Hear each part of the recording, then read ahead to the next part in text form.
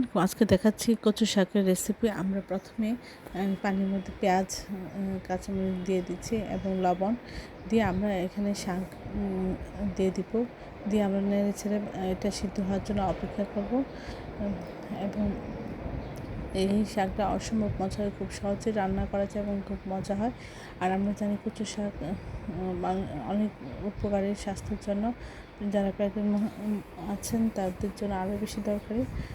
এখন আমরা দিয়ে দিচ্ছি 3-4 চামচ রসুন ছেঁচা। তারপর আমরা এটা এখন অনেকটাই সিদ্ধ হয়ে গেছে। পানিটা কমে গেলে এবং পুরোপুরি সিদ্ধ হয়ে গেলে আমরা এটা যে এখন ঘুটে নিচ্ছি। তারপরে এর মধ্যে যেন পানি ভাব না থাকে, এর জন্য আমরা 1 চামচ চাউলের গুঁড়ো দেবো।